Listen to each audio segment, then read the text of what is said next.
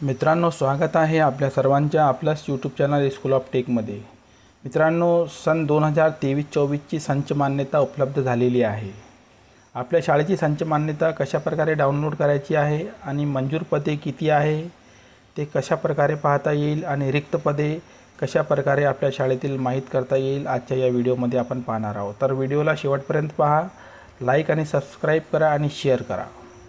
तर मित्रांनो, गूगलमध्ये टाईप करा एज्युकेशन महाराष्ट्र टाईप केल्यानंतर पहिलीच वेबसाईट जे येईल त्याच्यावर क्लिक करा। क्लिक केल्यानंतर आपल्यासमोर असा इंटरफेस येणार आहे। त्यात आपल्याला संच मान्यता या टॅबमध्ये क्लिक करायचं आहे। संच मान्यता या टॅबवर क्लिक केल्यानंतर लॉगिन पेज आपल्यासमोर येईल। त्या लॉगिन पेजमध्ये आपल्या शाळेचा युडाईस क्रमांक आणि संच मान्यतेचा पासवर्ड आणि कॅप्चा टाकून आपल्याला लॉगिन व्हायचं आहे।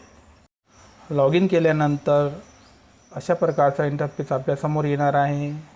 या सूचना वाचून घ्या आणि ओकेवर क्लिक करा। ओकेवर क्लिक केल्यानंतर आपल्यासमोर अशा प्रकारचा काही इंटरफेस दिसणार आहे। यामध्ये आपल्याला सँक्शन पोस्ट या टॅबवर क्लिक करायचं आहे। सँक्शन पोस्टवर क्लिक केल्यानंतर आपल्यासमोर आपल्या शाळेची संच मान्यता अशा प्रकारे समोर दिसणार आहे। संच मान्यता 2023-24 आपल्यासमोर डाउनलोड होऊन उपलब्ध झालेली आहे। संच मान्यतेमध्ये आपण या ठिकाणी समजून घेऊ कोणकोणते रकाने आहे आणि कोणकोणती पदे मंजूर झालेली आहे आणि रिक्त पदे किती आहे ते आपल्याला कशा प्रकारे या ठिकाणी समजण्यात येणार आहे। ठीक आहे, पहिले पाहून घ्या संच मान्यता 2023-24। त्याच्या खालच्या बाजूला हे जे कॉलम आहे हे आहे संच मान्यतासाठी जी पटसंख्या स्टुडंट पोर्टलवरून घेतलेली आहे ती पटसंख्या। या ठिकाणी मागील वर्ष 2022-23 आणि चालू वर्ष 23-24 या 2 वर्षाची पटसंख्या वर्गवार आपल्यासमोर दिसत आहे आणि 1 ते 5 ची एकूण पटसंख्या आणि 6 ते 8 ची एकूण पटसंख्या आणि एकंदरीत एकूण पटसंख्या टोटल शेवटी आपल्याला दिसत आहे। मागच्या वर्षी या शाळेची पटसंख्या जी होती ती 1 ते 5 ची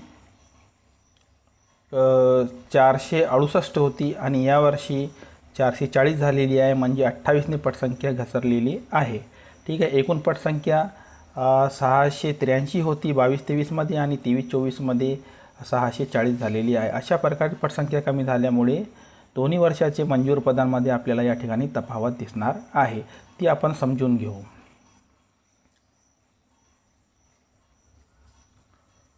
या ठिकाणी आपल्याला दिसत आहे सँक्शन पोस्ट। सँक्शन पोस्टमध्ये या ठिकाणी आपल्याला सँक्शन पोस्ट 2022-23 या ठिकाणी दिसत आहे। पहा, हे 22-23ची सँक्शन पोस्ट आहे। त्याच्या बाजूला आपल्याला सन 2024-25ची सँक्शन पोस्ट दिसत आहे। म्हणजे मागच्या वर्षी आपल्या शाळेचे किती पदे मंजूर होती आणि यावर्षी किती मंजूर झालेली आहे। या ठिकाणी एकूण 22 पदे मागच्या वर्षी मंजूर होती आणि यावर्षी 21 पद मंजूर झालेली आहे। ती या ठिकाणी आपल्याला उभ्या कॉलममध्ये ॲडेडची पदे किती आहे 80%, 60%, 40 आणि 20% किंवा अनएडेड आणि परमनंट म्हणजे कायम विना अनुदानित किंवा सेल्फ फायनान्स असे वेगवेगळे कॉलम दिसत आहे।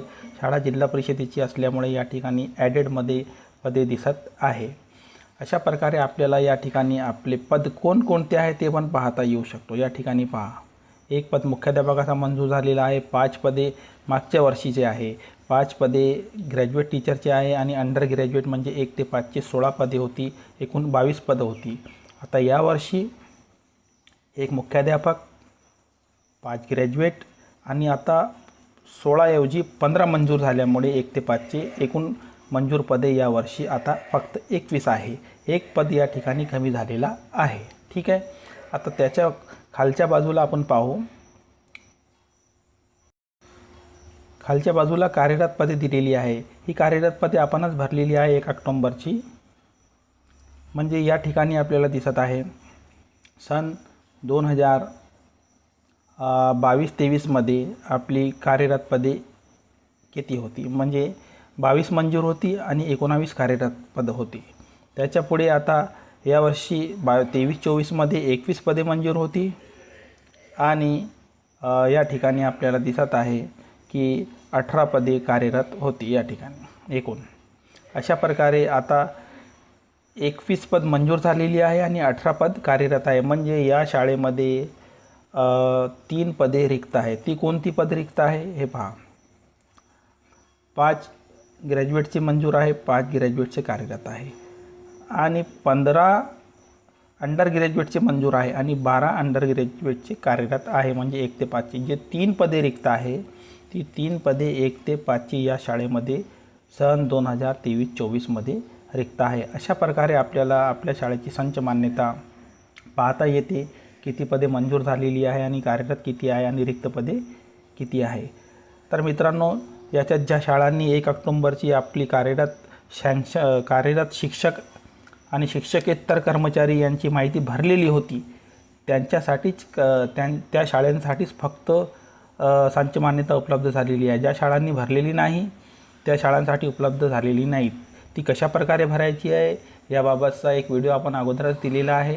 हे 1 ऑक्टोंबर 2023ची आपली जी कार्यरत शिक्षक संख्या होती ती कशा प्रकारे भरायची आहे तो व्हिडिओ त्या व्हिडिओची लिंक मी या ठिकाणी देत आहो डिस्क्रिप्शनमध्ये. तो व्हिडिओ पण आपण पाहू शकता. काही शाळांसाठी संच मान्यता उपलब्ध नाही अशी जर नोटीस येत असेल तर त्यांनी काय करायचं आहे की या ठिकाणी वर्किंग जी पोस्ट आहे हा कॉलम हा टॅब उघडून पाहायचा आहे. म्हणजे आपण माहिती भरलेली आहे की नाही कार्यरत शिक्षकांची. हे पहा, या शाळेची माहिती मी तुम्हाला दाखवतो. हिरव्या रंगामध्ये आलेला आहे वर्किंग स्टाफ टीचिंग आणि वर्किंग स्टाफ नॉन टीचिंग. म्हणजे या शाळेची कार्यरत शिक्षक संख्या आणि शिक्षकेतर संख्या आपण टाकलेली असल्यामुळे या शाळेची संच मान्यता उपलब्ध झालेली आहे. ज्या शाळांनी टाकलेली नाही त्यांची उपलब्ध झालेली नाही. तरीही ज्यांची राहिलेली आहे त्यांनी आताही टाकून घ्यावी आणि आपली संच मान्यता काही दिवसामध्ये उपलब्ध होऊन जाईल. तर व्हिडिओ पाहिल्याबद्दल धन्यवाद. Thank you very much. असेच प्रकारचे नवनवीन व्हिडिओ आमच्या चॅनलवर आम्ही शाळा आणि संच मान्यता संबंधित अपलोड करत असतो. चॅनलला तर सबस्क्राईब करा, लाईक आणि शेअर करा. Thank you very much.